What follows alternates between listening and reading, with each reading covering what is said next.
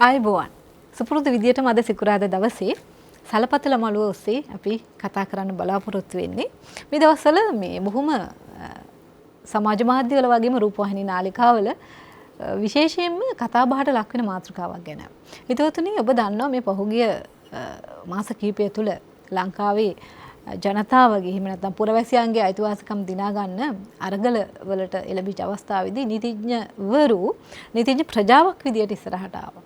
හැබැයි නීතිඥවරු මිනිසුන්ගේ අයිතිවාසිකම් වෙනුවෙන් පුරවැසියන්ගේ භාෂණයේ ප්‍රකාශනයේ අයිතිවාසිකම් වෙනුවෙන් ඉදිරිපත් වෙලා ඔවුන්ව නීති විරෝධීව අත්අඩංගුවට ගන්න අවස්ථාවලදී ඉදිරිපත් වෙලා ඔවුන්ගේ අයිතිවාසිකම් වෙනුවෙන් පෙනී සිටීම ගැන මේ වෙනකොට සමාජයේ නීතිඥ ප්‍රජාව ප්‍රශංසාවට ලක් කරන පිරිසක් වගේම ඉතාසුළු කොටසක් ඉන්නවා මේ නීතිඥවරුන් ඇත්තටම මේ අරගලයට මැදිහත් වෙලා කරේ මේ ඔවුන්ට අයිති නොවන වැඩ කටයුත්තක්ද කියන කාරණාව ගැන. ඒ නිසා අද දවසේ අපි හිතුවා සලපතල මළුව තුළින් ඔබට යම් ආකාරයකින් දැනුවත් කිරීමක් කරන්න නීතිඥවරු විදියට, වෘත්තිකයන් විදියට වගේම මේ රටේ පුරවැසියන්ගෙන් යම්කිසි කොටසක් විදියට අරගලයේදී නීතිඥවරුන්ගේ භූමිකාව මොකක්ද කියන කාරණාව ගැන. ඒ සඳහා ඔබ දැනුවත් කරන්න අද මැදිරියට අවිල්ලා ඉන්නවා නීතිඥවරු දෙදෙනෙක්. අපි මුලින්ම හඳුනා ගනිමු කඩුවෙල නීතිඥ සංගමේ සභාපතිතුමා වගේම ශ්‍රී ලංකා නීතිඥ සංගමේ විධායක කමිටුවේ සමාජිකයෙකු වන නීතිඥ නුවන් ජයවර්ධන මහතා. ඔබතුමා බොහොම ගෞරවයෙන් ආයුබෝවන් කියලා පිළිගන්නවා. ඒත් එක්කම අපිත් එක්ක අද එකතු වෙනවා නීතිඥ සාලින්ද අමරසිංහ මහතා. ඔබතුමාවත් බොහොම ගෞරවයෙන් ආයුබෝවන් කියලා පිළිගන්නවා. මම මුලින්ම හිතුවේ නුවන් ජයවර්ධන මහතා වෙත යොමු වෙන්න. දැන් නීතිඥතුමනි, ඇත්තටම දැන් මම පටන් ගනිද්දිත් කිව්වා මේ දවස්වල වැඩිපුර නීතිඥවරු ගැන කතා වෙනවා. ඒ වගේම තමයි නීතිඥවරුන් ගැන පහුගිය කාලේ නීතිඥවරු සමාජ එළියට බැහැලා කටයුතු කරපු ආකාරය පිළිබඳව සමාජයේ මේ විවිධ මත තියෙනවා. එක පැත්තකින් නීතිඥවරු පිළිබඳව ප්‍රශංසා කරන ජනතාවක් අතරේ තව බොහොම සුළු දෙනෙක් නීතිඥවරු මේ වෙලාවේ තමන්ගේ වෘත්තීය කටයුතු එහෙම නැත්නම් වෘත්තීය ජීවිතය ගත කරපු විදිහ, ඒ කියන්නේ මේ ප්‍රශ්න වලට මැදිහත් වීම පිළිබඳව ප්‍රශ්න කරනවා. ඒ නිසා අපි පොඩි පැහැදිලි කිරීමක් කරමු. ඇතර නීතිඥ වෘත්තිකයෙක් විදියට, ඒ වගේම පුරවැසියෙක් විදියට මොකද්ද මේ වෙනස තියෙන්නේ නීතිඥවරයෙකු කටයුතු කරද්දී? මුලින්ම සාගරිකා, අපි නීතිඥවරයෙකුගේ භූමිකාව සහ නීතිඥවරයෙක් තමන්ගේ වෘත්තිමය කටයුතු ඇතුලේ ඔහුගේ තියෙන රාජකාරීමය ස්වභාවය වෙනම, ඒ වගේම ඔහු රාජකාරියෙන් පසු ඔහු සාමාන්‍ය පුරවැසියෙක් විදිහට ඔහුගේ පුරවැසියෙක්ගේ තියෙන අයිතිවාසිකම් යුතුයකම් මේ වගේ සාමාන්‍ය පුරවැසියෙකුට තියෙන අයිතිවාසිකම් ඔහුට හිමි වෙනවා.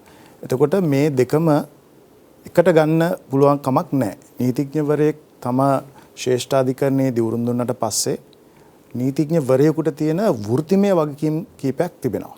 එතකොට ඒක අපිට තියෙන්නේ අධිකරණයත් එක්ක තියෙන ගනුදෙනුවක්. ඒ වගේම අපේ සේවාදායකයන් හරහා අධිකරණයත් එක්ක තියෙන ඍජු ගනුදෙනුවක් තමයි අපිට වෘත්තිකයෙක් විදිහට අපිට තියෙන්නේ. හැබැයි ඒ වගේම පුරවැසියෙකුට, සාමාන්‍ය පුරවැසියෙකුට තියෙන අයිතිවාසිකම් යුතුයකම් ඔහුටත් තියෙනවා. නීතිඥවරයෙකුට එතනින් එහා ගිය නීතිඥවරයෙකුට තියෙන පුරවැසි වගකීමකුත් තියෙනවා. එතකොට ඔහුට තියෙන වෘත්තිමය වගකීමට එහා ගිය පුරවැසි වගකීමකුත් ඔහුට තියෙනවා. ඒක නීතිඥ වෘත්තියට විතරක් නෙමෙයි, වෙනත් වෘත්ති වලටත් ඒ විදිහටම අදාළ වෙනවා. වෛද්‍යවරයෙක් ගත්තාම ඔහුට වෘත්තිමය වගකීමක් තියෙනවා. ඒ වගේම වෛද්‍යවරයෙක්, උදාහරණයක් විදිහට වෛද්‍යවරයෙක් තමන්ගේ රාජකාරී නොවන වෙලාවකදී යම් රෝගියෙක් පාරේ වැටිලා හිටියොත් ඔහුට වෛද්‍යවරයෙක් විදිහට තමයි කටයුතු කරන්න වෙන්නේ. හැබැයි ඔහු ඒක කරන්නේ වෘත්තිමය කාර්යයට එහා ගිය පුරවැසි වගකීමක් විදිහට. එතකොට මෙතන මේ අරගලයේ වේවා රටේ තියෙන අර්බුදය හමුවේ නීතිඥවරයෙකුගේ වෘත්තිමය වගකීම සහ ඔහු සමාජයේ ඉන්න පුද්ගලයෙක් විදිහට ඔහුත් අනිත් මිනිස්සුන්ට තියෙන අර්බුද ප්‍රශ්න වලට මුහුණ දෙන තැනත් එක්ක. දැන් මම අද උසාවි ගියාට මට තියෙන ගැටලු සාමාන්‍ය පුද්ගලයෙක් විදිහට මට තියෙන අනිත් මිනිස්සුන්ට තියෙන ගැටලු හා සමානයි. මට ඉන්ධන ප්‍රශ්නයේ විදිහටම තියෙනවා, මට ගෑස් ප්‍රශ්නයේ විදිහටම තියෙනවා, මට බෙහෙත් ප්‍රශ්නයේ විදිහටම තියෙනවා. එතකොට ඒ දෙක අඳුරගත්තේ නැත්නම් දැන් තියෙන සමාජ මතය අනුව මේ නීතිඥවරු තමන්ගේ රාජකාරී වෘත්තිමය කටයුතු වලට එහා ගිය තත්වයක් සහ විවේචන වලට ලක් වෙන්න පුළුවන්. ඉතින් මේක බොහොම පරිස්සමෙන් කළ යුතු තත්ත්වයක්. මොකද අපි විශේෂයෙන් අපි වෘත්තිමය ආචාර ධර්ම කියලා එකකුත් අපේ වෘත්තියේ තියෙනවා. ඕනෑම වෘත්තියක තියෙනවා. විශේෂයෙන් අපේ නීතිඥවරු විදිහට අපිට වෘත්ති ආචාර ධර්ම තියෙනවා. එතකොට අපි ආචාර ධර්ම වලට අනුකූලව තමයි අපි කරන සියලුම දේවල් කරන්න ඕනේ. ඉතින් මේ දෙක බොහොම සියුම් වෙන් කර ගන්න ඕන දෙයක්. එතකොට වෘත්තිමය කාර්ය සහ ඔහුගේ පුරවැසිය වගකීම් කියන්නේ පැහැදිලිව දෙකක්. දෙකක්. ඔව්. දැන් මේ මට හිතුණා අහන්න මේ ශාලින්ද නීතිඥතුමාගෙන් දැන් ඔය මේ සමාජයේ ගොඩක් වෙලාවට ඔය මේ නීතිඥ නුවන් මහතා පැහැදිලි කරපු පුරවැසියෙකු විදියට තියෙන වගකීම් සහ වෘත්තිකයෙකු විදියට කොහොමද කටයුතු කරන්න කියන කාරණා පටලවා ගත්ත ගතියක් අපිට පහුගිය දවස්වල අහන්න ලැබෙන. මොකද විශේෂයෙන්ම කියනවා මේ අරගලය පහුගිය කාලේ මේ පාලන තන්ත්‍රයට එරෙහිව මේ ශ්‍රී ලාංකිකයෝ පුරවැසියෝ සියලු දෙනාම පාරට බහැපු වෙලාවේදී නීතිඥවරු කටයුතු කරපු ආකාරයෙන් මේ අරගලයට නිකන් උත්තේජකයක් විදිහට මේ අරගලය වැඩි වෙන්න ක්‍රියා කළාද කියලා. ඇත්තට මෙහෙම එකක් වුණාද? නීතිඥවරයා කියලා කියන්නේ වෛද්‍යවරයා කියලා කියන්නේ ඉංජිනේරුවරයෙක් කිව්වත් නැත්නම් එදිනෙදා තමන්ගේ එදා වේල හම්බ කරන් පුද්ගලයෙකු වුවත් අපි හැමෝටම මේ රටේ පහුගිය මාස 6ක 8ක කාලයක් තිස්සේ අපි මුහුණ දුන පොදු ප්‍රශ්න ටිකක් තිබුණා. ඔය ප්‍රශ්න ටිකේදී ඔබ දැක්කද සාගරිකා කිසිම අවස්ථාවක නීතිඥවරුන්ට විශේෂ වරප්‍රසාද හම්බ වෙනවා. අපිට ඉන්ධන පොලිමක ප්‍රමුඛතාවක් හම්බ වෙනවද? ගෑස් පොලිමක ප්‍රමුඛතාවක් හම්බ වෙනවද? විදුලිය අපේ ගෙවල් වලට කප්පාදු වෙන්නේ නැද්ද? අපේ දරුවන්ට කොහෙන් හරි වෙනම ගෙනල්ලා බේත් දෙනවද? නෑ, එහෙම නෑ. අපි වෘත්තියකෝ වශයෙන් අධිකරණයත් එක්කලා නියුක්තිය පසඳලීමේ කාර්යභාරය අපි ඊට සහාය වෙන්නේ අධිකරණ නිලධාරීන් වශයෙන් අපේ වෘත්තීමය විෂයපතේ තුල. නමුත් එන්නේ එහාට ගිහිල්ලා අපි සමාජයට ආවට පස්සේ අපි හැමෝටම අර සමාජයේ සෑම පුරවැසියෙක්ම මූණ දුන්න සහ තවත් මූණ දෙන මේ සියලු ප්‍රශ්න ටික අපිට තියෙනවා. ඒ ප්‍රශ්න ටිකට තමයි අපි පුරවැසියන් විදියට කියන්නේ ශ්‍රී ලාංකීය පුරවැසියන් විදියට අපි ඒ හැම දෙයකටම මුහුණ දුන්නා. එතනදී අපිට යම් පුරවැසි වගකීමක් තියෙනවා අපේ වෘත්තීය වගකීමෙන් එහාට ගිහිල්ලා. මොකද ඒ සියලු පුරවැසියන්ට දැනෙන ඒ ප්‍රශ්න ටික තමයි අපිටත් දැනුනේ. එතනින් එහාට ගියාට පස්සේ දැන් මේ නීතිඥවරු මේ අරගලයේ හෝ උද්ඝෝෂණයේ හෝ මහජන හෝ පුරවැසි නැගිටීම ඇතුලේ කරපු නියෝජනය වෙන්නේ පාලකයන් විසින් මේ රටේ ඉන්න ජනතාව පීඩණයට පත් කරන ආර්ථික හා සමාජීය අර්බුද රාශියක් ඇති කරලා ඒට පිළිතුරු ඉල්ලලා ඒට ප්‍රතිචාරයක් ඉල්ලලා ඒට සාධාරණයක් ඉල්ලලා ඉදිරිපත් වෙච්ච පුරවැසියන්ව මර්ධනය කරන්න නීතිය පාවිච්චි කරන්න උත්සාහ කරනවා. ඒක අපේ රටේ සියලු දෙනාම සහ ජාත්‍යන්තර ප්‍රජාව පවා දන්න තත්ත්වය. ඒ තත්ත්වය ආරම්භ වුණා. ඒ තත්ත්වය ආරම්භ වෙච්ච මුල්ම සිද්ධිය මිරිහානේ පැංගිරිවත්ත ප්‍රදේශයේ ජනාධිපතිවරයා හිටපු ජනාධිපතිවරයා පදිංචිලා හිටපු නිවසට රටේ පුරවැසියෝ ඒ නිවස ඉදිරිපිටට ගිහිල්ලා උද්ඝෝෂණය කරන්න විරෝධය පාන්න පටන් ගත්ත අවස්ථාව. ඔබට මතක ඇති ඒ කාල සීමාව වෙනකොට දවසකට පැය 13ක් විදුලි කප්පාදු කරනවා. තේල් පෝලිං, ගෑස් පෝලිං, දරුවන්ට කිරිපිට ටික නැහැ, ළමයින්ට අධ්‍යාපනය නැහැ, ස්පිරිතාලවල බේත් නැතුව ලෙඩ්ඩු මැරෙනවා. එතකොට ඔය ප්‍රශ්න ටික ඒ මිරිහානේ ප්‍රශ්න ඒ විරෝධතාවය ඇති කරපු පුද්ගලයන්ට වගේම අපිටත් තිබ්බා. එතකොට අපි ඒ අවස්ථාවේදී ඔබට මතක ඇති පසුදින මිරිහානේ සිද්ධියෙන් පසුදින අපිට රාත්‍රියේත් අපි මේ අත්දැකීම සමාජ මාධ්‍ය මගින් සහ වෙනත් මාධ්‍ය මගින් දැක්කා. ඒ පුද්ගලයන්ට අමානුෂික ලෙස ආරක්ෂකාංශ යොදවාගෙන පහර දෙනවා. ඒ මිනිස්සු ත්‍රස්තවාදී නෙමෙයි, මේ රටේ පුරවැසියෝ. ඔවුන් කලින් අපරාධකාරයෝ නෙමෙයි. ඔවුන් මේ දියවිනේ ලියාපදිංචි අපරාධකාරයෙක්වත් හොරු මංකල්ලකාරයෝ නෙමෙයි. ඔවුන් ගියේ තමන්ගේ ජීවත් වීමේ අයිතිය ඉල්ලා සිටින මූලික අවශ්‍යතා ටික රටේ ප්‍රධාන පුරවැසියන් ඉල්ල ගන්න. සහ විශේෂ කාරණය ඒ අවස්ථාවේ ඒ පැය 13ක විදුලි කප්පාදුවක් සිදු වෙන කාලෙක ජනාධිපතිවරයා ජීවත් වෙන පැංගිරිහත්ත ප්‍රදේශයේ විතරක් විදුලිය කප්පාදුවක් වෙන්නේත් නැහැ. ඒක ඒ වෙනුවෙන් යුක්තිය ඉල්ලාගෙන ගිය මිනිස්සුන්ට අමානුෂික ලෙස පහර දීලා මිනිස්සු 50 පුද්ගලයන් 53 දෙනෙක් පහර දීලා ඔවුන්ව පහවදා වෙනකොට හැඳින්වුවේ අන්තවාදී ත්‍රස්තවාදීන් කියලා. එතකොට වගකීමක් සහිත පුරවැසියන් විදිහට එවැනි තත්වයකදී මැදිහත් විය හැකි සංවේදීම වෘත්තිකයන් වෙන්නේ නීතිඥවරු. නීතිඥවරුන්ට දැනුණා මේ ප්‍රශ්නේ අපිට දැනුණා මේ කරන්නේ මේ සාධාරණ මේ පුද්ගලයන්ගේ මේ සාධාරණ ඉල්ලීම් මේ ප්‍රාථමික අවශ්‍යතා ටික පිළිබඳ ඉල්ලීම් යටපත් කරන්න නීතිය යොදාගෙන අධිකරණය යොදාගෙන පාලකයා මර්ධනය යොදා ගන්න හදනවා කියන එක. ඒ අවස්ථාවේදී තමයි නීතිඥවරු මේ පුරවැසියන් ඉදිරියේ තමාගේ නීතිඥ ප්‍රජාවගේ පුරවැසි වගකීම ඉටු කිරීමේ අභිප්‍රාය ඇතිව සමාජයේ ඉදිරියට ඒ අරගලකරුවෝ ඉදිරියට ඒ විරෝධතාකරුවෝ ඉදිරියට ඔවුන්ගේ අයිතිවාසිකම් ආරක්ෂා කරන්න අපි ඉදිරිපත් වෙන්නේ. ඒක අපි විශ්වාස කරනවා අදටත් එදාටත් හෙටටත් මේ රටේ පුරවැසියන් වෙනුවෙන් අපි ඉෂ්ට කළ යුතු සහ ඉෂ්ට කරන අනිවාර්ය යුතුකමක් විදියට. ඔව්. එතකොට මේ නීතිඥතුමනි දැන් මේ ඔය කියන මිරිහාන සිද්ධිය ගැනම කතා කරොත් ඉතිහාසයේ කවදාවත් උනේ නැති විදියට ඔය මිරිහාන සිද්ධියදී අත්අඩංගුවට ගත්ත සැකකරුව වෙනුවෙන් නීතිඥවරු රාශියක් පෙනී සිටියා. අනිත් කවුන් පෙනී සිටියේ මේ සාමාන්‍ය නීතිඥවරු මුදලක් අය කරගෙන මේ තමන්ගේ සේවය සපයන්නේ. ඒ අවස්ථාවේදී සියලුම දෙනා රැ වෙනකන් මුළු දවසේම පොලිසිය රස්තිය ආදී වල ඊළඟට අධිකරණයට ඇවිල්ලා මේ සැකකරුව වෙනුවෙන් නොමිලේ පෙනී සිටියා. දැන් ඔය සිද්ධිය අලලලා මේ මෑතක් වෙනකොට මේ සමාජ මාධ්‍යවල අපි දකිනවා මේ චෝදනාවක් එනවා මේ ඔය මිරිහාන පොලිසියේදී ඒ සැකකරුවන්ට මේ ඔවුන්ට මේ අප්පුඩි ගැසීමේ සිද්ධියක්. නීතිඥවරු එහෙම ඇත්තටම මේ සැකකාර පුද්ගලයෝ සම්බන්ධයෙන් ඔවුන්ව මේ ඉදිරියේදී අප්පුඩි ගහලා පිළිගන්න. ඒ වගේ දෙයක් අපිට ඇත්තටම සාධාරණීකරණය කරන්න පුළුවන් ද නීති වෘත්තිකව විදියට. නිවැරදි කිරීමක් කරන්න ඕනේ මේ මාධ්‍ය වලින් මේ දිනවල එහෙම කියන්නේ සැකකාරයන්ට අත්පුඩි ගැහුවා කියලා නෙමෙයි. ඔව්. අපරාධකාරයන්ව අත්පුඩි ගහලා පිළිගත්තයි කියන්නේ. ඔව් ඒක ඇත්ත. එහෙමයි තියෙන්නේ. එහෙම තමයි ඒක වාර්තා වෙන්නේ. නිර්වචනය කරගෙන මේ සමාජ මතය ගොඩනගන්නේ අපරාධකාරයෝ. සාගරික ඒක බලන්න ඕනේ. දැන් මේ සාමකාමීව තමන්ගේ අයිතිවාසිකම් නැත්තම් ප්‍රකාශනය අයිතිය ඉදිරිපත් කරපු ජනතාව තමයි ওই මිරිහානේ දින හිටියේ. එතකොට ඒක අපි කියනවා සමහරක් අය අර්ථ නිරූපණය කරනවා ඒක අරගලය කියලා. එතකොට අපි නීතිඥවරු විදියට අපිට ඒක අරගලය කියන්න බෑ. එතකොට ඒක අපි කියන්නේ ආණ්ඩුක්‍රම ව්‍යවස්ථාවෙන් සෑම පුරවැසියටම හිමි වෙලා තියෙන අයිතිවාසිකම. එතකොට ඇයි මිනිස්සු පාරට ආවේ නැත්තම් අරගල කරේ? ඒකට තමයි උත්තරේ හොයන්න ඕනේ. ඇයි මිනිස්සු අරගල කරේ? ඒ කියන්නේ රජය හෝ දේශපාලකයන් විසින් ගත යුතු නිවැරදි තීරණ ගත්තේ නැති වුනහම ඒකේ මිනිස්සු පීඩාවට පත් වෙනවා නම් සාමාන්‍ය පුරවැසියෙකුට පුළුවන් තමන් ඒකට විරුද්ධව සාමකාමීව ඒකට අරගල කරන්න. එතකොට ඒකේ මූලික කාරණය තමයි රාජ්‍ය ප්‍රතිපත්තිය නැත්තම් දේශපාලන ව්‍යුහය තුල මිනිස්සුන් වෙනුවෙන් ගන්න රටක් වෙනුවෙන් ගන්න හරි තීරණ නොගැනීම. ඒකේ ප්‍රතිඵලය තමයි සාමකාමී උද්ඝෝෂණ ඕ නැත්තම් ඔය හඳුන්වන අරගලය. එතකොට ඒක හැමෝටම කරන්න බෑ.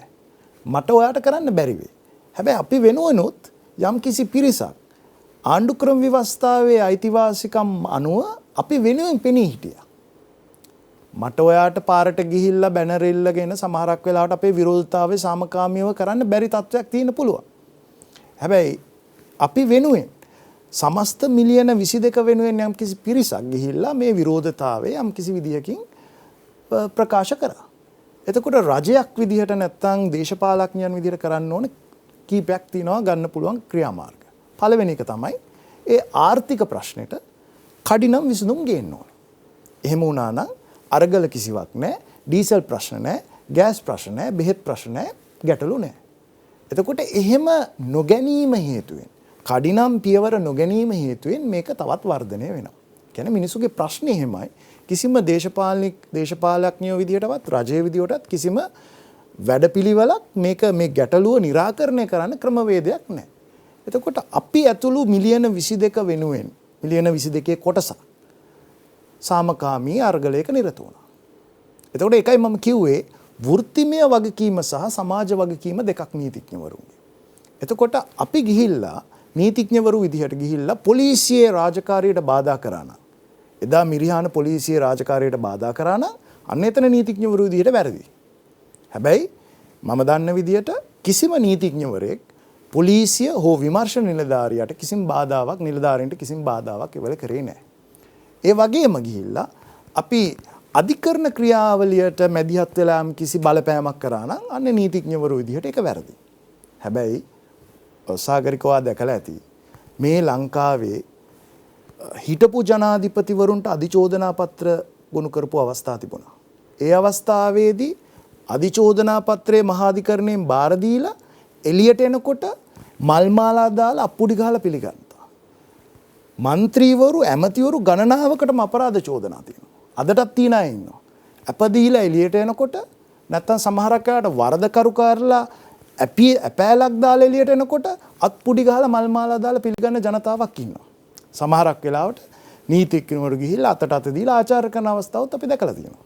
එතකොට පුරවැසියෙක් තමන්ගේ හෘද සාක්ෂිය අනුව මේ පුද්ගලයාට යම්කිසි ප්‍රශංසාවක් යම්කිසි ගෞරව කිරීමක් ආචාර කිරීමක් කරන ක්‍රමවේදයන් තියෙනවා. එතකොට ඔහු හිතන්නේ නැති එතන හිටපු නීතිඥවරු වන ශ්‍රී ලංකාවේ පුරවැසියන් හිතන්නේ නැති අපි වෙනුවෙන් සාමකාමී අරගලවලට ගිය මේ මිනිස්සු නීති විරෝධී ලෙස අත්අඩංගුවට ගත්තා නම් ඒ අවස්ථාවේදී ඒ ආචාර කිරීමේ ක්‍රමවේදය එක වෙන්න පුළුවන්. ඉතින් මම ඇත්තටම පුද්ගලිකව නීතිඥවරයෙක් විදිහට නීතිඥවරුන් විදිහට වෘත්තිමය සීමාව තුළ කිසිම අනීතික වැඩක් වෘත්තීය ආචාර ධර්ම වලට පටහැනි වැඩක් නොකරන තාක්කල්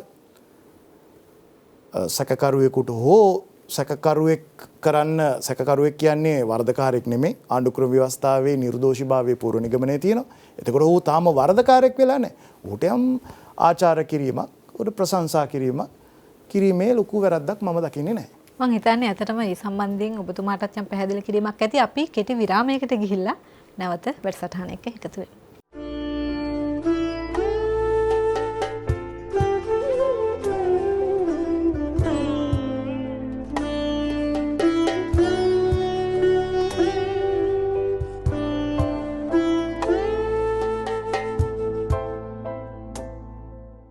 හිතවතුනි ඔබ නැවතත් එකතු වන්නේ සලපතල මළුව සමගින්. අපි මේ නීතිඥතුමනි කතා කරමින් හිටියේ අර මිරිහානට අදාළ සිද්ධියේදී නීතිඥවරුන්ගේ මැදිහත් වීම සම්බන්ධයෙන් සහ මේ වෙනකොට සමාජයෙන් නීතිඥවරු කෙරෙහි එල්ලවන යම් යම් චෝදනා ගැන. සාලින්ද අමරසිංහ නීතිඥතුමනි මේ ඔබ සමහර විට ඒ කටයුතුට ඔබ සම්බන්ධ වෙන්නේ නැති පෞද්ගලිකව. එතකොට මේ ඔබට මේ සම්බන්ධයෙන් මොකද්ද තියෙන පැහැදිලි කිරීම? මේක සාධාරණීකරණය කරන්න පුළුවන්ද ඇත්තටම?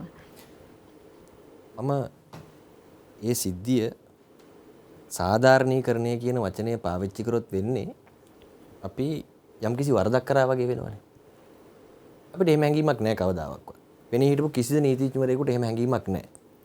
නුවන් ජයවර්ධන මහත්මයා පැහැදිලි කරපු විදිහට අපි ඒ අවස්ථාවේ ඉෂ්ට කළේ අපේ පුරවැසි යුතුයකම සහ අපි වෙනුවෙන් අපේ දැවෙන ප්‍රශ්න ටික වෙනුවෙන් අපේ දරුවන්ගේ ප්‍රශ්න ටික වෙනුවෙන් ඒ ඉදිරිපත් වෙච්ච මිනිස්සු වෙනුවෙන් අපි අපේ හදවතේ නැගිච්ච ඒ ආචාරය අපි පුද කරපු ආකාරය සහ විශේෂයෙන් මතක තියාගන්න ඕනේ මොන චෝදනා කරත් ඒ සිද්ධියේදී චෝදනා ඉදිරිපත් කරනවා අපි අධිකරණයේදී අත්පුඩි ගැහුවා නෑ. එවැනි කිසිදු සිද්ධියක් උනේ නෑ නීතිඥවරු අතින්. පොලිස් ස්ථානයේදී අත්පොලසන් ආදියක් දීලා පිළිගත්තා. ඒ තත්ත්වය හැමතැනම ප්‍රචාර වුණා සහ ඒ තත්ත්වය අපි පිළිගන්නවා. එහෙම දෙයක් වුණා. ඒ උනේ මම අර පැහැදිලි කරපු කාරණාවත් එක්ක. පොලිස් ස්ථානයේ ඇතුලේ නෙමෙයි අතන පොලිස් ස්ථානයෙන් එළියට එද්දි. දැන් ඒ අවස්ථාවේ පොලිස් ස්ථානයේ අපි අනිසි විදිහට නීතිඥවරු හැසිරුණා නම් හෝ ඔවුන්ගේ රාජකාරියට බාධාවක් වුණා නම් හෝ අපි කලහ කිරීමක් හෝ වුණා නම් මේ වෙනකොට අපිට නීතිමය කටයුත්තක් ගොනු වෙලා තියෙනවා. නමුත් එවැනි තත්ත්වයක් මේ වෙනකලුත් නැහැ. අපි ඒ සැකකරු ටික එකගෙනව මිරිහාන නුගේගොඩ මහේස්ත්‍රාත් අධිකරණයට නුගේගොඩ මහේස්ත්‍රාත් අධිකරණය තුල නීතිඥවරු අධිකරණය තුල අපි මෙච්චර කාලයකට පවත්වාගෙන ආපු සම්ප්‍රදාය අනුව අපේ නීතිඥවරු විදිහට පැමිණිල්ලෙන් යම් කිසි කාරණා ඉදිරිපත් කළා සැකකරුවන් වෙන කාරණා ඉදිරිපත් කළා සහ අධිකරණයේ කාර්යභාරයක් වුණා. ඒ අවස්ථාවේ අධිකරණය තුලදිවත් අධිකරණ භූමිය තුලදිවත් නීතිඥවරු ඔය කියන විදිහේ අත්පුඩි ගහලා පිළිගැනීමක් එවැනි කිසි දෙයක් වුණේ නැහැ. නමුත් පහළ ඒ කියන්නේ අධිකරණ ප්‍රවේශ මාර්ගයේ විශාල සාමාන්‍ය ජනතාව රැස් වෙලා හිටියා. ඒ රැස් වෙලා හිටපු ජනතාව හිටියේ ඒ අදාළ 53 දෙනෙක් සැකකරුවෝ ලෙස ඉදිරිපත් කරලා තිබ්බා. ඔවුන්ගේ මිත්‍රාදීන් වෙන්න පුළුවන්, ඥාතීන් වෙන්න පුළුවන්, අම්මා තාත්තා වෙන්න පුළුවන්, ගමේ යාළුවෝ වෙන්න පුළුවන්. එවැනි පිරිසක් හිටියා. ඔවුන් ඒ සැකකරුවන් අප ලබා ආපු සැකකරුවන්ව පිළිගත්තා. ඒක අපිට නීතිඥවරු විදිහට අපිට ගිහිල්ලා ඒ පාලනය කිරීමේ හැකියාවක් නැහැ. අපි අපේ වෘත්තීය වක්කීම ඉෂ්ට කරලා අපි අපේ කාර්යය එතනින් අවසන් කළා. ඒ පුද්ගලයන් වෙනුවෙන් සහ ඒ නීතිඥවරු විදිහට අපි ඒ අවස්ථාවේ කරපු කාර්යභාර වෙනුවෙන් ඒ අදාළ ඒ ප්‍රදේශයේ පුරවැසියෝ අපි වෙනුවෙන් ඔවුන්ගේ තියෙන ප්‍රශංසාව අත්පොළ සන්නාදයකින් අපිට පුද කළා. ඒක නීතියෙන් වළක්වන්න පුළුවන් දෙයක් නෙවෙයි. සහ ඔය තර්ක විතර්ක ගෙනෙන හැමෝම වෙනුවෙන් මම මතක් කරන්න ඕනේ ලංකාවේ ආණ්ඩුක්‍රම ව්‍යවස්ථාව තමයි උත්තරීතර නීතිය.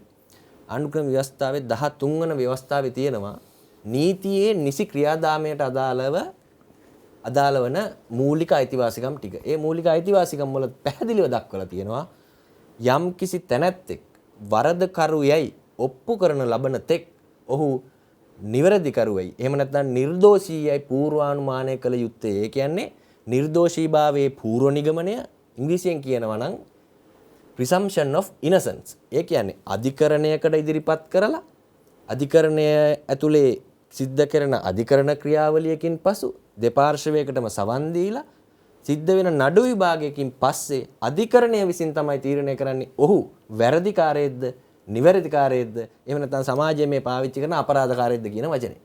එහෙම නැතුව කිසිදු පුද්ගලයෙකුට අධිකරණයට ඉදිරිපත් කරන සැකකරුවෙක් අපරාධකාරයෙක් විදිහට හංවඩු ගැසීමේ කිසිදු නීතිමය තත්ත්වයක් නැහැ.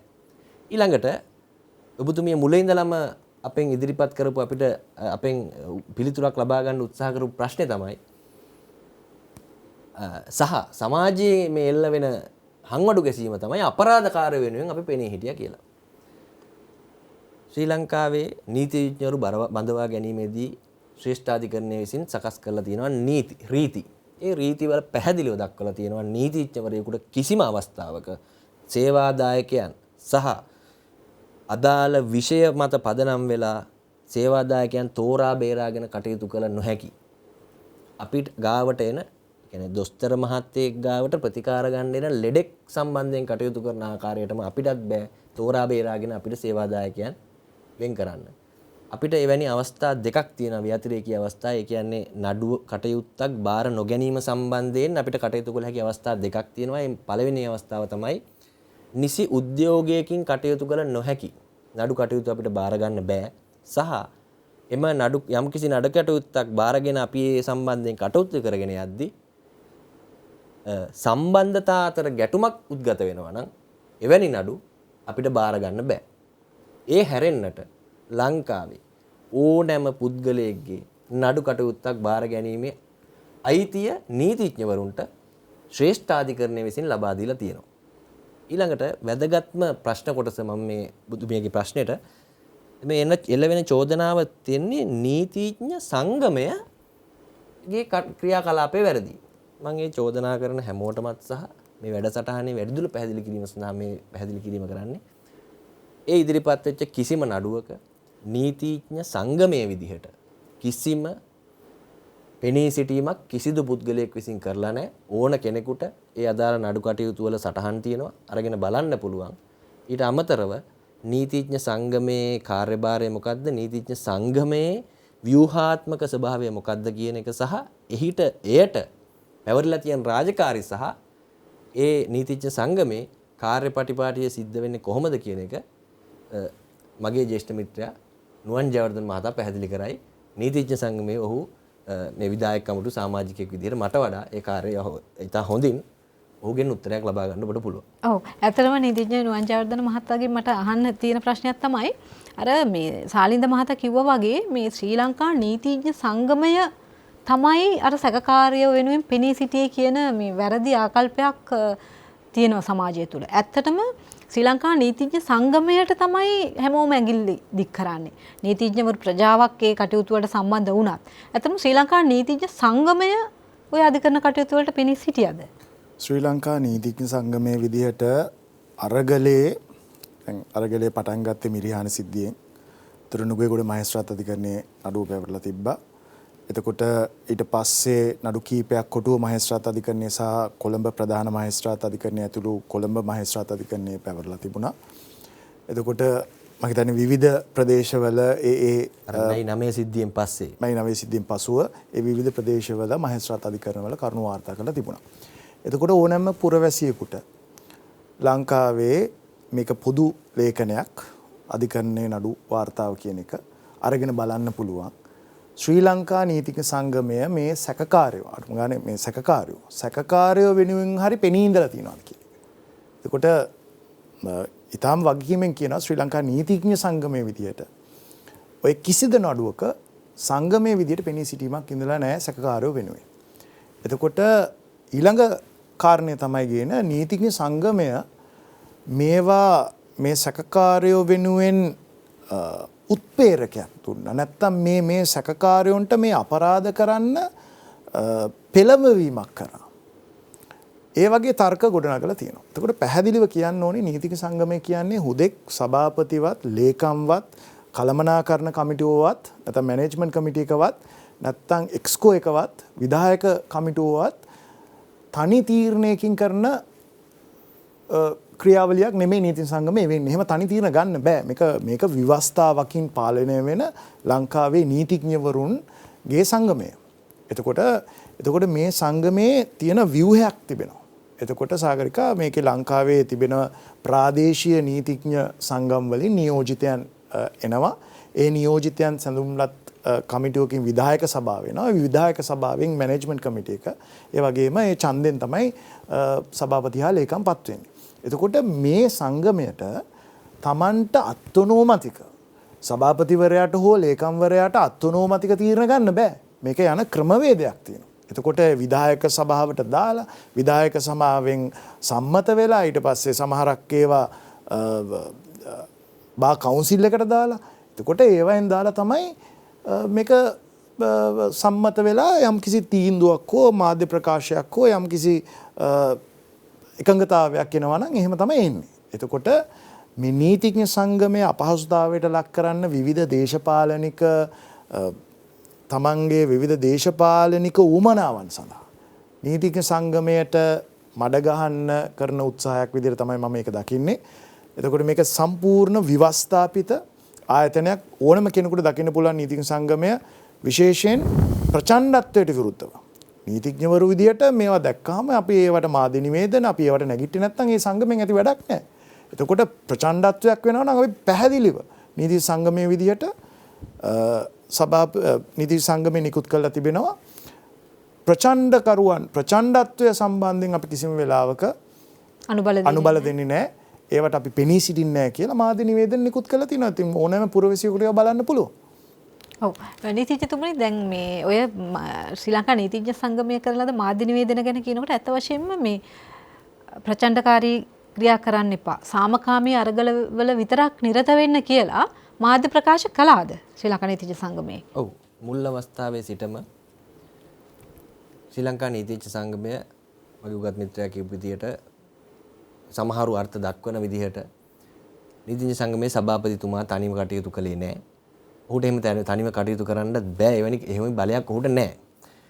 මේ සියලු අවස්ථාවලදී ප්‍රචණ්ඩත්වය සහ දේපලවලට හානි කිරීම, ජීවිතවලට හානි කිරීම මේ කිසිදු අවස්ථාවක නීතිඥ සංගමය පැහැදිලිව එවැනි අවස්ථා සම්බන්ධයෙන් පුරවැසියන් වෙනුවෙන් ආරක්ෂාව සලසන්න ඉදිරිපත් වෙන්නේ නැහැ කියන එක ඕනම කෙනෙකුට නීතිඥ සංගමයේ තියෙනවා. මාධ්‍යවල පළ වුණා ගැන අප්‍රේල් මිරිහාන සිද්ධියෙන් පස්සේ ඕනම පරිශීලනය කරලා බැලුවොත් සෑම සිද්ධියක් පාසාම නීතිඥ සංගමය Tamanගේ ස්ථාවරය රටට දැනුම් දීලා තියෙනවා. නීතිඥ සංගමයේ විධායක සභාවේ හෝ බා කවුන්සිල් එකේ හෝ අනිත් ඒ සියලුම ව්‍යුහාත්මකව නිලධාරී මඩුල්ල මගින් සම්මුතියෙන් ගත්ත තීරණات එක්කලා. ඒකට මම හොඳම උදාහරණයක් කියන්න. ඔය මාතර ඔබට මතක ඇති ලංගම බස් රථයකට හානි කරපු පිරිසක් හිටියා. ඔවුන්ත් අනංගොඩ අරගත්තා. ශ්‍රී ලංකා නීතිඥ සංගමේ අපි පැහැදිලිව ස්ථාවරයක් අරගෙන අවස්ථාවේ අපි ප්‍රකාශ කළා එවැනි ප්‍රචණ්ඩ ක්‍රියා සම්බන්ධයෙන් නීතිමය සහායක් ලබා දෙන්න මේ අවස්ථාවේ ඉදිරිපත් වෙන්නේ නැහැ. ඔබට මතක ඇති තැනැත්තට සිරදඬුවම් පවා නියම කරලා තිබ්බා මහේස්ත්‍රාත් අධිකරණයේ.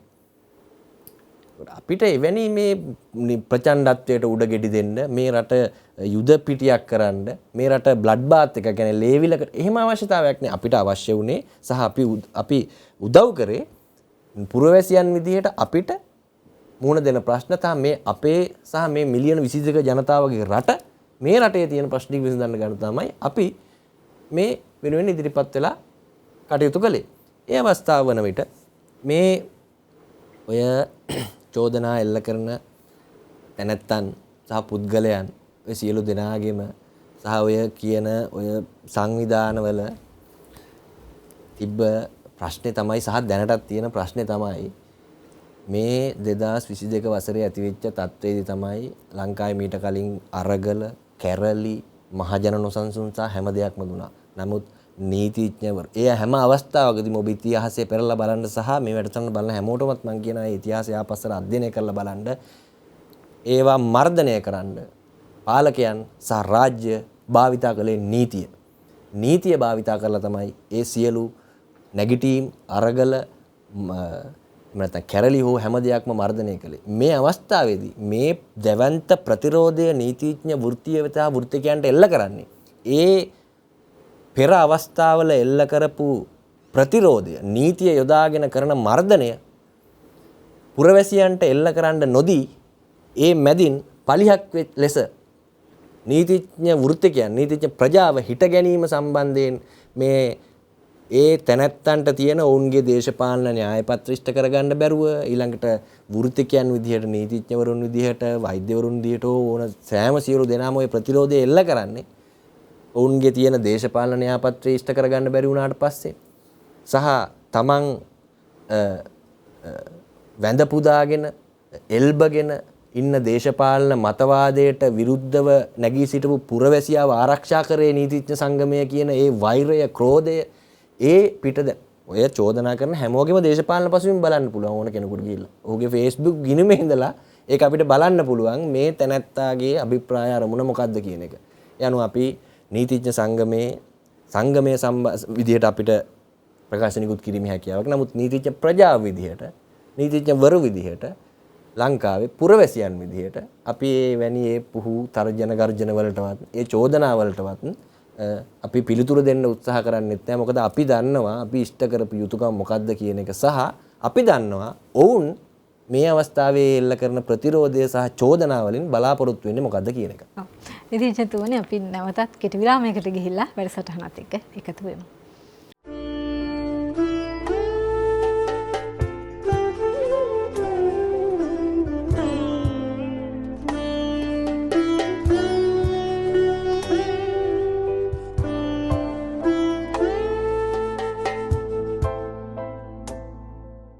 හිතවතුනි ඔබ නැවතත් විරාමින් පස්සේ එකතු වෙන්නේ සලපතල මළුව සමග. නීතිඥ නුවන් ජයවර්ධන මහතා වෙත දැන් මම යොමු වෙන්න හිතුවේ. දැන් නීතිඥතුමනි ඔබතුමා කිව්වා මේ පුරවැසියෝ විදියට ශ්‍රී ලංකා ආණ්ඩුක්‍රම ව්‍යවස්ථාවෙම තහවුරු කරලා තියෙනවා කියලා මේ සාමකාමීව අරගල කරන්න ප්‍රකාශනයේ වාචනයේ නිදහස තියෙන බව. නමුත් මේ අපි විශේෂයෙන්ම දැක්කා ඔය මේ ජූලි 9 වෙනි දින ජනාධිපති මන්දිරයට පුද්ගලයන් ඇතුළු වුණා. ඒ වගේම ජනාධිපති ලේකම් කාර්යාලයට ඒ වගේම මේ අපි එක අවස්ථාවක දැක්කා මේ අගමැතිතුමාගේ මේ පෞද්ගලික නිල නිවසටත් ඇතුල් වෙච්ච අවස්ථා. දැන් ඒවට ඇතුල් වෙලා සමහර ලංකාවේ පුරවැසියෝ මේ දීපල වලට හානි කරන අවස්ථා අපි දැක්කා. ප්‍රචණ්ඩකාරී විදිහට හැසිරිච්ච අවස්ථා දැක්කා. දැන් මේ හැම දෙයකටමත් මේ සමාජයේ සුළුතර කොටසක් ඇඟිල්ල දික් කරන්නේ චෝදනා කරන්නේ මේ ශ්‍රී ලංකා නීතිඥ සංගමයට. එහෙම නැත්නම් නීතිඥවරු තමයි මේ වගේ මේ මිනිස්සු කුපිත කරේ, කියන්නේ පෙළඹවීමකට ලක් කරේ, තැන් වලට ගිහිල්ලා ඒ කටයුතු කරන්න යම් ආකාරයක අනුබල දීමක් කරා කියන චෝදනාව එනවා. ඇත්තටම මේ සම්බන්ධිනුත් අපි මේ සමාජයට යම්කිසි පැහැදිලි කිරීමක් කරන්න අවශ්‍යයි නේද? නෑ, නීතිඥ සංගමය හෝ කිසිම නීතිඥ සංගමය වෙනුවෙන් නිල ප්‍රකාශ කරන්න අපි දෙන්නට වගකීමක් සෝ හැකියාවක් නෑ. නමුත් අපි දන්න කියන දේවල් අනුසාරයෙන් සහ නීතිඥ සංගමයේ නිකුත් කරලා තියෙන මාධ්‍ය ප්‍රකාශ සහ නිකුත් ලේඛන අනුව නීතිඥ සංගමය මොනම අවස්ථාවකදීවත් මම අර කලින් කිව්ව ආකාරයට ප්‍රචණ්ඩත්වයට අනුබල දීලා නැහැ. පළවෙනි කාරණාව.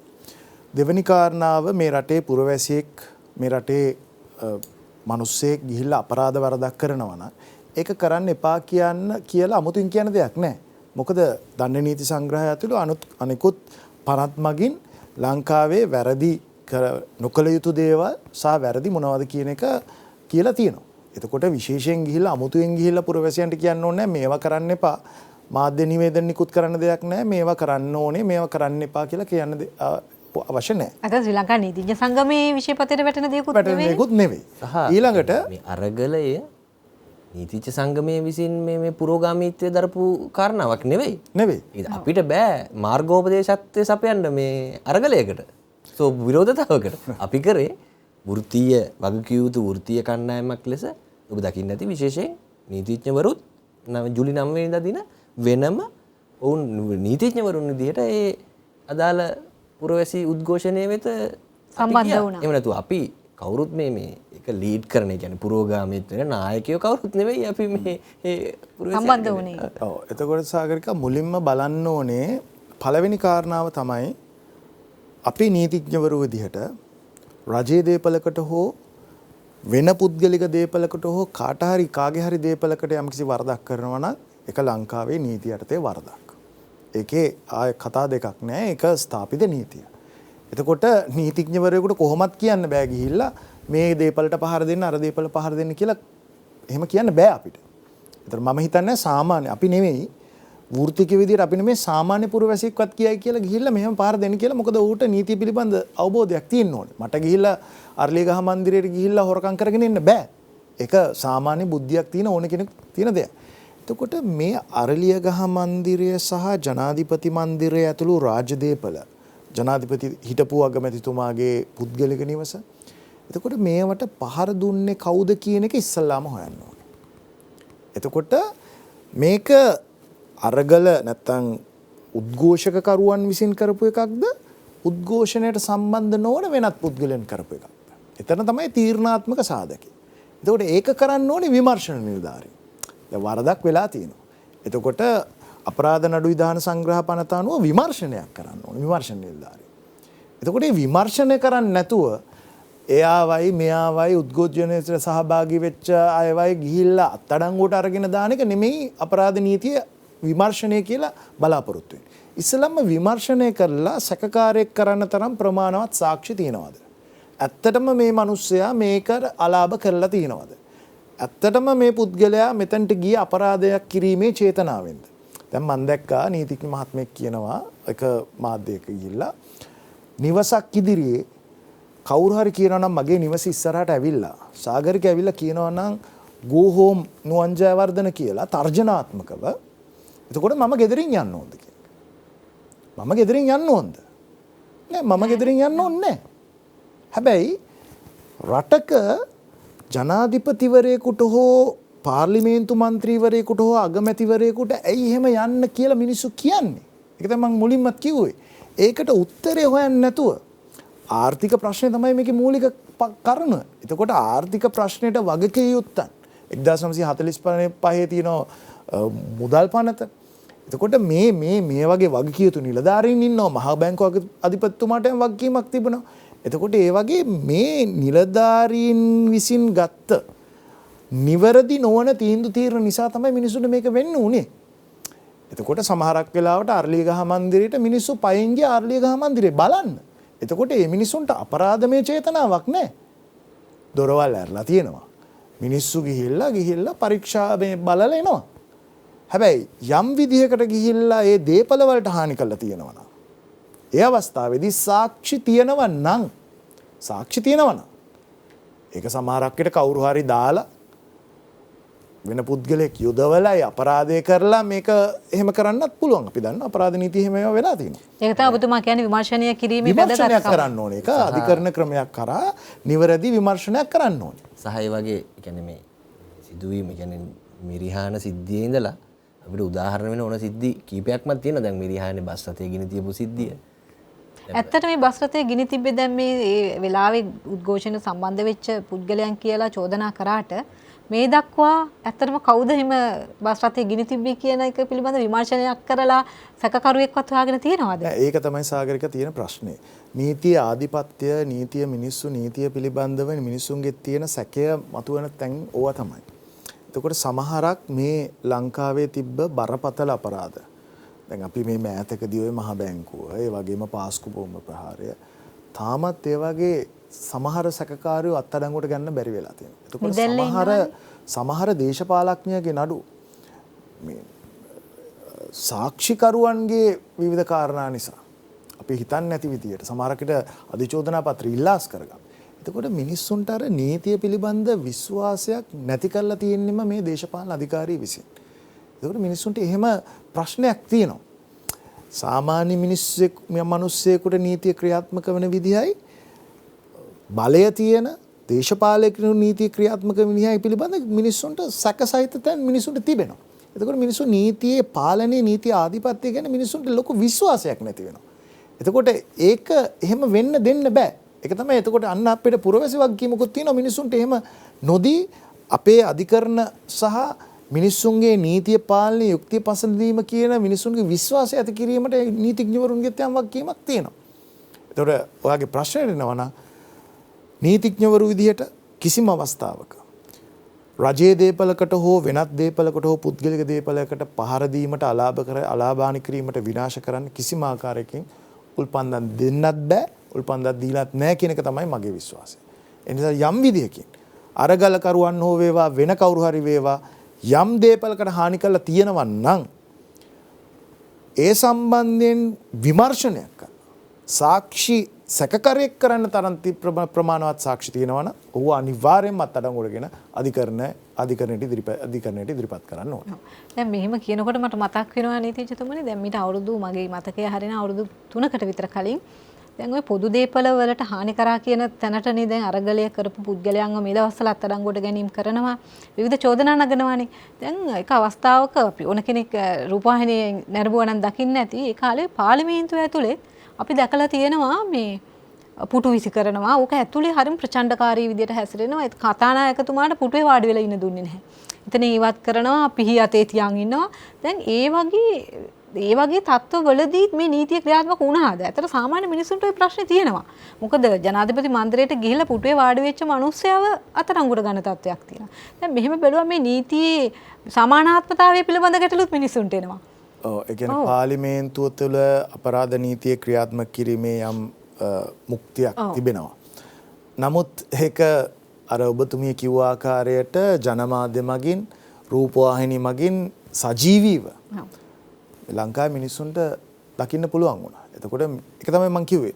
මිනිස්සුන්ට නීතිය පිළිබඳ විශ්වාසය නැති වුණොත් පාර්ලිමේන්තුවේදී മന്ത്രിවරු අපි හදපු බදු මුදල් අපි ගෙවන බදු මුදල් වලින් මේ ජනතාවගේ මුදල් වලින් හදපු පාර්ලිමේන්තුවේ පුටු පොලේ ගහලා මයික් කඩලා කතානායකතුමාගේ පුටුවට වතුර හලලා ඒ මයික් වලට වතුර හල්ලා එතකොට ඒ දේවල් කරාම එකත් වැරදි. එකත් වැරදි. ඔව්. ජනාධිපති මන්දිරයේ එහෙම කළා තියෙනවා නම් ජනාධිපතිතුමාගේ පුටුවේ වාඩි වෙලා පුටුව කඩලා තියෙනවා නම් ඒකත් වැරදි. ඒකත් වැරදි. හැබැයි පාර්ලිමේන්තුවේ මුක්තියට ආවරණය වෙලා එතකොට ඒවට පාර්ලිමේන්තු තීරීම් කාරක සභාවක් හරි දාලා ඒ අවශ්‍ය ක්‍රියාමාර්ග ගන්න තිබුණා. හැබැයි එහෙම නොගෙන මේකට විතරක් නීතිය ක්‍රියාත්මක වීම යුක්තිසහගත වෙන්නේ නැහැ. ඔව්.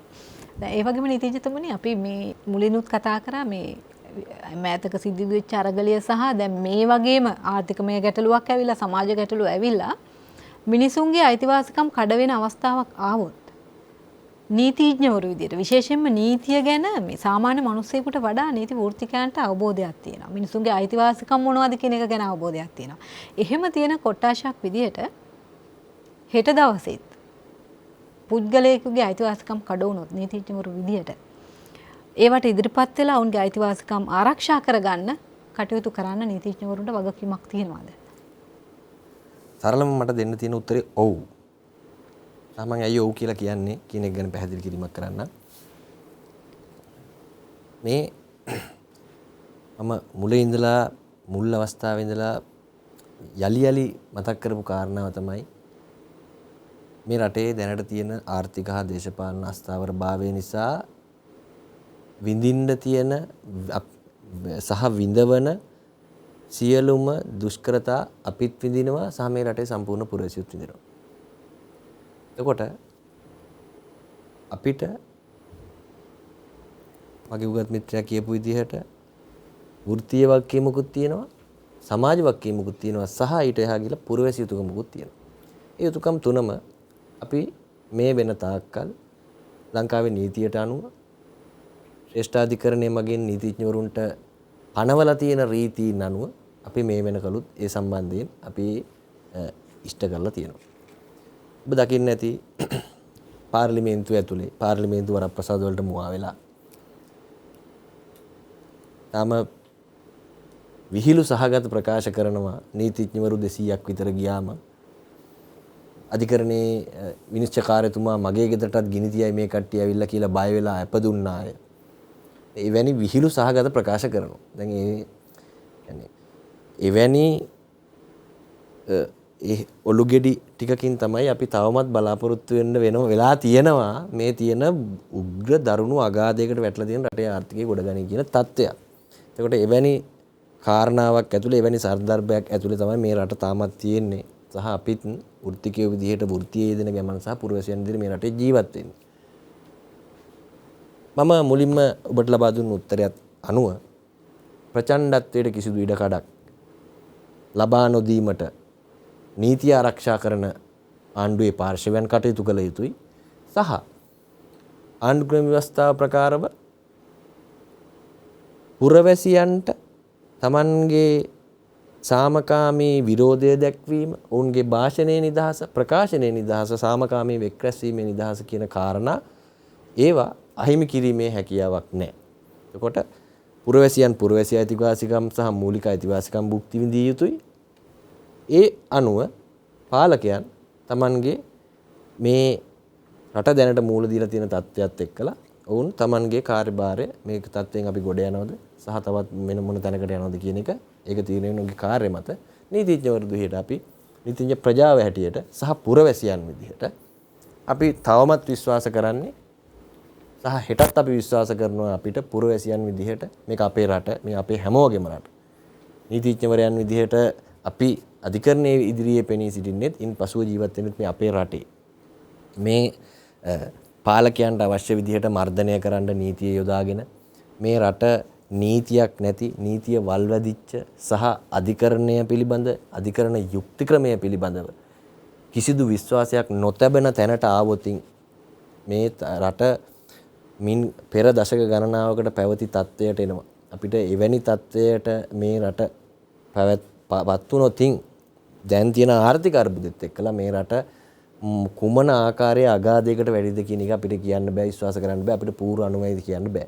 ඒ අනුවයි අපි උත්සාහ කරන්නේ සෑම අවස්ථාවකදීම ආරක්ෂක අංශ නීතිය ක්‍රියාත්මක කරන අංශ නීතිමය රාමුව තුළ ඔවුන්ට ඔවුන්ගේ රාජකාරිය කරන්න පුළුවන් සහ නීතිඥවරු විදිහට අපි යම් කිසි අවස්ථාවක අපිට මම අර මුලින් කිව්ව විදිහට ඕනම සැකකාරයෙකුට අපිට පෙනී සිටීමේ අයිතිය තියෙනවා කිසිම කෙනෙකුට බෑ ඒ සම්බන්ධයෙන් කොන්දේසි දාන්න නීතිඥවරු පෙනී සිටිනවා සහ නීතිඥ සංගමයේ විදිහට කිසිදු මැදිහත් වීමක් සංගමයේ විදිහට කරන්නේ නැහැ සහ නීතිඥවරු මේ පුරවැසි අරගලයේදී පුරවැසියන්ගේ අයිතිවාසිකම් පාලකයන් විසින් නීතිය කියන අසිපත යොදාගෙන කපා බිමහෙලන්න උත්සාහ කරන්න හදනවා නම් නීතිඥවරු විදිහට පුරවැසියන් විදිහට අපි පලිහක් විදිහට මේ ජනතාව ආරක්ෂා කරන්න ඉදිරියේ එදත් හිටගත්තා අදත් හිට ගන්නවා සහ හෙටත් හිට ගන්නවා. ඒක අපි විශ්වාස කරනවා පුරවැසි වගකීමක් සහ වෘත්තීය වගකීමක් සහ ඊට එහාට ගිහිල්ලා සමාජීය වගකීමක් කියන එක ඇතුළත.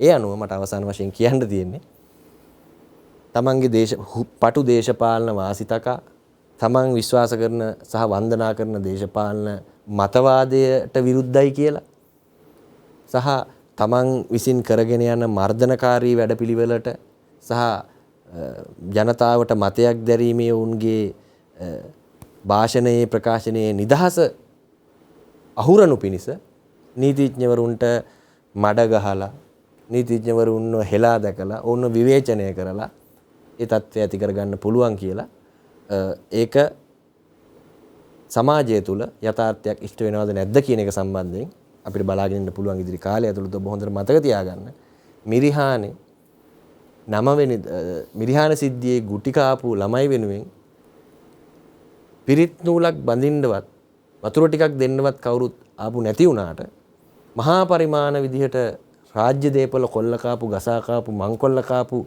යම් යම් දේශපාලඥයෝ අධිකරණ වලින් එළියට එද්දී පිරිත් නූල් බඳින්න මල් වෙඩි දාන්න රතිඤ්ඤ පත්තු කරන්න ක්‍රියා කරපු රටක ඉන්න පුද්ගලයෝ ඉන්න රටක තමයි මිනිස්සු ප්‍රශ්න කරන්නේ තමන්ගේ කුසගින්න වෙනුවෙන් තමන්ගේ විදුලි ප්‍රශ්නය වෙනුවෙන් දරුවගේ බේත් ටික වෙනුවෙන් කිරිපිටි ටික වෙනුවෙන් ඉදිරිපත් වෙච්ච පුරවැසියන්ට අත්පුඩියක් ගැහුවා කියන එක ප්‍රශ්න කරන්නේ අර විදිහේ මිනිස්සු ඉන්න රටක සහ එවැනි පුද්ගලයෝ තමයි. ඒ වගේම නීතිඥ වෘත්තිය කියන්නේ සාගරිකා එහෙම මේ කොඳු කඩලා තර්ජනය කළා පාගලා දාන්න පුළුවන් වෘත්තියක් නෙමෙයි. ඒකේ ඉතිහාසයක් තියෙන වෘත්තීය ගෞරවයක් තියෙන පුද්ගලයන් ඉන්න වෘත්තියක්. එතකොට මේක දේශපාලඥයන්ට ඕන විදිහටවත් අර ශාලින් දමරසිංහ මහත්තයා කිව්ව විදිහට ඕනම කෙනෙකුට දේශපාලනයක් තියෙන්න පුළුවන්. හැබැයි දැන් එක තැනකට ඇවිල්ලා තියෙනවා නීතිඥවරු සහ සාමාන්‍ය පුරවැසියන් අතර ගැටණයක් ඇති කරන තැනකට. මේ ඔක්කොටම වක් කියන්න ඕනේ නීතිඥවරු. මේ අරගලයේ ඔක්කොම නරක පැත්තට වක් කියන්න ඕනේ අර නීතිඥවරු. එතකොට ඒ කියන සමහරක් නීතිඥවරු සම්කිසි දේශපාලන මතයක් දරන උන්ට ඕනම කෙනෙකුට දේශපාලන මතයක් තියෙනවා. හැබැයි උන් ක්‍රියාකාරී දේශපාලනික නීතිඥවරු වෙන්න පුළුවන්. උන්ගේ මතයට අපි ගරු කරනවා. හැබැයි මේ වෘත්තියේ තියෙන වෘත්තීය ගරුත්වය. එතකොට ඒක පාගලා තර්ජනය කරලා යට කරලා නීතිඥවරු යට කරලා එහෙම කරන්න බෑ. එතකොට මේකේ එහෙම කරන්න ගිය අවස්ථාවල් තිබිලා තියෙනවා. හැබැයි හැම අවස්ථාවකදීම නීතිඥවරු එකවන්ව එකතු වෙච්ච අවස්ථා තමයි තියෙන්නේ. උදාහරණ ශිරානි බණ්ඩාරනායක අග්‍රවිනිශ්කාරතුමිය අයින් කරපු වෙලේ ශිරානි බණ්ඩාරනායක මහත්මිය කියන කෑල්ල නෙමෙයි අපි හිටියේ. අග්‍රවිනිශ්කාරතුමිය නීති විරෝධී ලෙස අයින් කළා. නීතිඥවරු පක්ෂ පාට දේශපාලන සියලුම ඒවා අතහැරලා එකවන්ව එක පෙළට එක්සත්ව නීතිඥවරු වැඩ කරා. ඒ නිසා යම් කිසි විදියට කවුරු හරි හිතනවා නම් දේශපාලඥයෝ විදියට හරි කවුරු හරි විදියට මේ නීතිඥවරුන්ගේ කොන්ද කඩන්න පාගලා දාන්න තර්ජනය කරන්න ඒක වෙන්නේ නැති දෙයක්. එතවතනේ අපි අද දවසේ කතා කරේ නීතිඥවරු විදියට මේ පවතින සමාජ අරගලයේදී අර්බුදකාරී වාතාවරණයේදී නීතිඥවරුන්ගේ භූමිකාව මොන වගේද කියන කාරණාව ගැන. අපි අද දවසේ අපේ මැදිරියට පැමිණි නීතිඥ නුවන් ජයවර්ධන මහතාට වගේම නීතිඥ ශාලින් දමරසිංහ මහතාට බෙහෙවින්ම ස්තුතිවන්ත වෙමු. ඔබ දෙපළටම ආයුබෝවන් කියලා සමුදෙනවා. එතවතනේ අපි තවත් සතියක තලපතල මළුව ඔස්සේ තවත් මාතෘකාවකින් හමු වන බලාපොරොත්තු වෙමින් සමුගෙන යනවා. ඔබට සුබ සතියක්.